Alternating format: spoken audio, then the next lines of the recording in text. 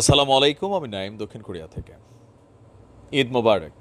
আমাদের জন্য ঈদ মোবারক হলেও ঘুম হারাম হয়ে গেছে গত ১৫ বছর বাংলাদেশ আওয়ামী লীগের মধ্যে যারা দুর্নীতি করেছেন, লুটপাট করেছেন, সেই সকল সচিব, প্রশাসনের কর্মকর্তা, পুলিশ বা আরও বিভিন্ন সেক্টরে যে সকল বড় বড় রাঘব বোয়াল যারা পেট পুরাই ফেলছিলেন, আপনারা টাকা পয়সা ফুইলা ফাইপা এর নামে সের নামে বউ শালি দুলাবাই, হ্যাঁ, যে যার নামে পারছেন যে অবৈধ সম্পত্তি জোড়াইছেন, কাঁচা টাকাগুলা আপনারা কিন্তু শেষ।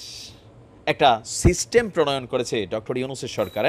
এটা খুবই ভালো একটা সিস্টেম, তবে এই ক্ষেত্রে বিশেষ কিছু নির্দেশনাও দরকার, কারণ কারণ অনেক মানুষ আছে তারাও আবার এটাতে বিপদে পড়ে যেতে পারে। তো সেই ক্ষেত্রে স্পেসিফিক নির্দেশনাটা আরেকটু গোছালো একটা নির্দেশনা দেওয়া দরকার বলে আমি মনে করি।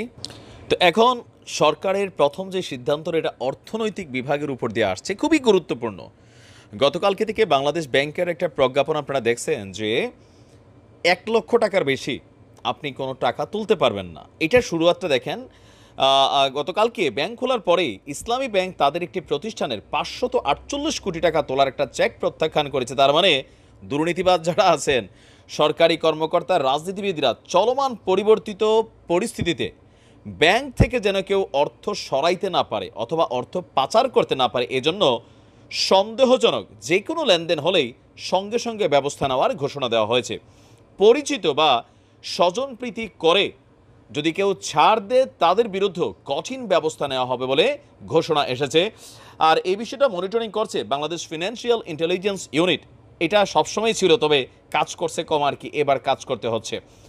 গতকালকে দেশের সব রাষ্ট্রায়ত্ত ও বেসরকারি ব্যাংকগুলোর চিফ অ্যান্টি মানি লন্ডারিং অফিসারদের সাথে বৈঠক করেছে এই সংস্থাটি। আর এরপর এই মেসেজটা দেওয়া হয়েছে সারা বাংলাদেশের সকল ব্যাংকে। বৈঠক শেষে কর্মকর্তারা বলছেন, বৈঠকে কড়া বার্তা দিয়ে বলা হয়েছে দেশে এখন পরিবর্তিত পরিস্থিতি চলছে, ফলে অনেক দুর্নীতিবাজ সরকারি কর্মকর্তা ও রাজনীতিবিদ, সন্ত্রাসীরা অর্থ সরানো এবং অর্থ পাচারের চেষ্টা করবে। তাই এখন থেকে যে কোনো ধরনের লেনদেন, মানি লন্ডারিংয়ের সব নিয়মনীতি শতভাগ পরিপালন করতে হবে। যদি কোনো ব্যক্তির কোনো লেনদেন সন্দেহজনক বলে মনে হয়, তাহলে জানাতে হবে। কোনো প্রকার পরিচিতি বা স্বজনপ্রীতি করে ছাড় দিলে সেই কর্মকর্তার বিরুদ্ধেই ব্যবস্থা নেওয়া হবে।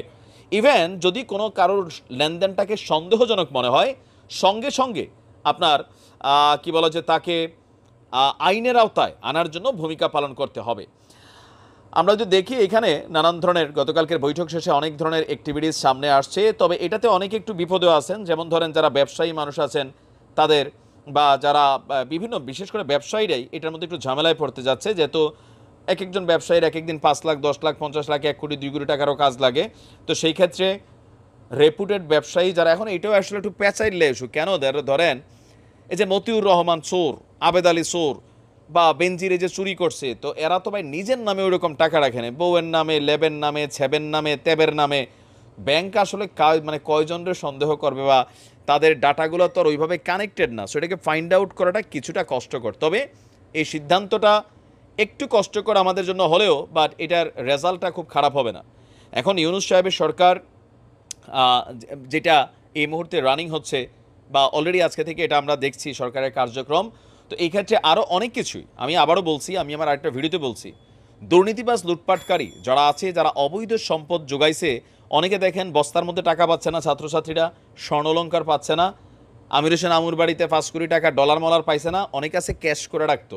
এই টাকাগুলো বাংলাদেশ থেকে যে হুন্ডি হুন্ডি করেন না চিল্লাইয়া, এই হুন্ডির মাধ্যমে এই টাকাগুলো এরা বাংলাদেশ থেকে পাচার করে। তো এগুলা হয়তো অনেকে পাচার করছে, বাকিগুলো যেন পাচার করতে না পারে, ইউনূস সাহেবের নির্দেশে আমাদের যেই ডিপার্টমেন্টগুলো তারা এই কাজটা করবে। আর পাশাপাশি আমরা মনে করি জনগণ এদের যে জায়গা জমি বাড়ি কোম্পানি প্রপার্টি, এগুলাকে সিজ করতে হবে রাষ্ট্রের, কইরা এগুলাকে জনগণের সম্পত্তি হিসাবে ঘোষণা করা, রাষ্ট্র নিজের দখলে নেওয়া, সেগুলোর মালিকানা হবে, সেখানে যারা কর্মচারী আছে তারা কর্ম করবে। কারণ হঠাৎ করে একটা প্রতিষ্ঠান বন্ধ হয়ে গেলে, আবার দুর্নীতিবাজের হোক ভালো মানুষের হোক, অনেকগুলো মানুষের রুটি রিজিক সেখানে কানেক্টেড থাকে। তো এমনি তো অনেক জায়গায় অনেক মানুষ এই মুহূর্তে বেকার হয়ে গেছে, তাই না? তো সেই ক্ষেত্রে আমার মনে হয় যে প্রতিষ্ঠানগুলোকে বন্ধ না করে মালিকানা, যেমন বেনজিরের প্রতিষ্ঠানগুলো সরকার নিয়ে আনিছে, ওইরকমভাবে এদের সম্পত্তিগুলোকে নিয়ে যেতে হবে। জায়গা জমি যেগুলো আছে এগুলো বিক্রি করা, খাস জমি হিসাবে সরকার নিয়ে কেউর কাছে লিজে দিয়ে দোক, বিক্রি করে দোক, রাষ্ট্র পয়সা কামাবে, কারণ অনেক পয়সার দরকার। এক এক চোর হাজার হাজার কোটি টাকা চুরি করছে। আশা করি আমরা সব কিছু পরিবর্তিত হতে যাচ্ছে।